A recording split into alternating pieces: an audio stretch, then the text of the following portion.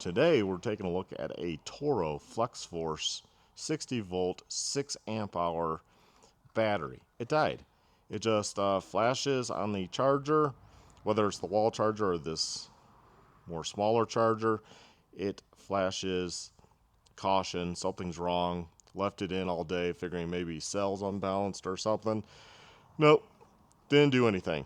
So this battery has a problem, which is sad because it costs $300 or $400 to buy a new battery, depending which battery you buy, and that's just upsetting, you know. Yes, we still have a small battery for the lawnmower, but I think it's only a 2.5 amp hour, I want to say. So it's pretty small. Yes, it worked for our just little backyard now because that's all we have for grass left. But I'm going to see if I can take this apart. I think it's just cylindrical cells, and we have a way to slow charge stuff here at work is to put it on here and see if it's just got too low or something and I can't get turned on, you know. And we'll use a multimeter, a voltmeter, to see, you know, what the voltage is and all that good stuff. So I'm going to see first if I can open it up. It looks like screws here, hex, and then on the end. So we'll take a look and see if I can open this up, and you can join along, and that way you know what's inside one of these. And this is a name brand Toro battery. Now you can get a generic 60 volt 5 amp hour on Amazon for $145. I might go ahead and do that because, yeah, I mean, we just need one that lasts a little bit longer than the little guy, but the little guy does last for the backyard if the grass isn't too tall. I believe this bad boy is a T15, if I'm looking at the holder correctly. And as I'm doing this, the lawnmower, it's okay. I thought the Toro lawnmower would have been a lot better. Sure, got the Ergo or Ego or whatever it is. Should have bought that one. That's the one I wanted, but Home Depot stopped selling them. And at the time, I think they were hard to get, even at Ace Hardware. So now they have them in stock, but I don't want to really spend $600 on a new lawnmower. I will if I have to buy a $300-$400 battery, but right now we have the little battery. Okay, this one's a T10 worked. So two different sizes, T15 and T10.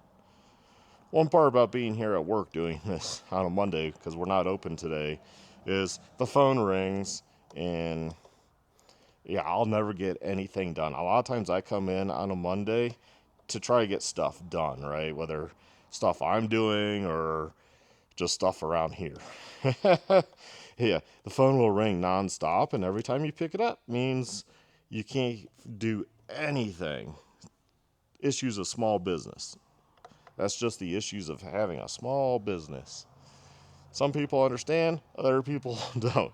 It's not, you can't do too much. And I'm not going to be here much longer, as far as I'm taking a bunch of time and going to visit family and a bunch of stuff. So just be a business partner, and right now he's finishing up some military stuff, and then maybe he'll have more time to be here himself, but it's still going to be more boutique hours.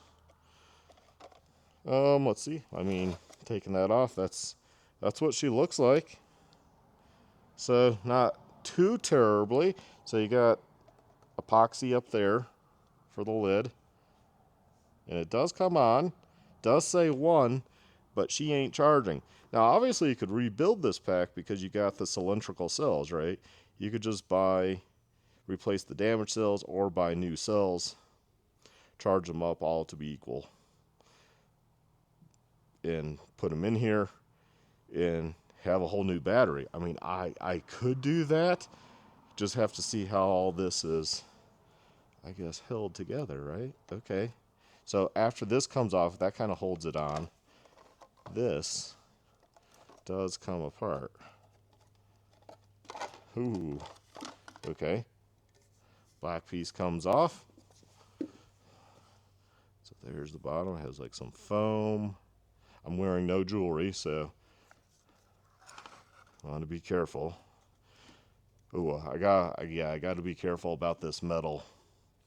This platform is metal. Actually, let me get something that's more rubber put on top. Okay, there we go. I got one of these kneeling pads. That way we're not going to conduct to that I-beam. Let's see. Does it come completely off? Do. Okay, we got some wires that make you barely be able to pull that. Piece of cardboard so these pins don't poke into the batteries. Okay, one side connector, and then this other one. I don't know if those are both negatives or what. I would assume one's negative, one's positive, but they're both white wires. So now we'll get the multimeter. We'll go ahead and touch that. Nothing. A little. I think there's like a coating over it, except for the very top of these nubs. There we go, 51.3. So it's a 60 volt battery. Huh. Yeah, that might need to be like, I don't know. I would think that's fairly close to the charging. Let me see. I'm going to reverse. Good thing with the Fluke is it'll tell me either way the voltage, and it will let me. Yeah. So the correct way to do this is negative right there, and that's positive. So positive is on this side, and negative is up. Trying to be careful with the wires and everything. So negatives there, positives here. Let's see. So what I can do is I can use this, and so negative, positive, put the little clips on, and charge her up. But first I want to plug this in. Is the fact that you're going to be cells on bounce. This is probably the BMS right here. So you got the coarse adjustment and the fine adjustment. There we go, 55. Bump it up a little to 55 and see what happens. Like they always tell you, check and double check. Have it set to 55. And the idea is just to kind of go up some. And you know, I can also bring down the amps.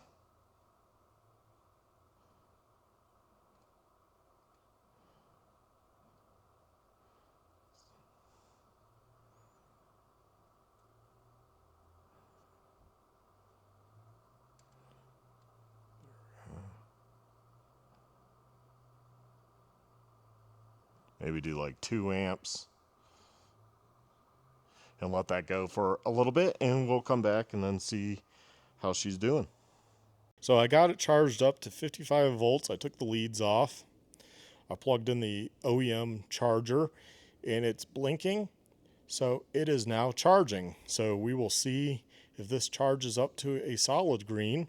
So getting the Toro battery back to 55 volts allowed it to, I guess, be at the threshold for charging for the BMS.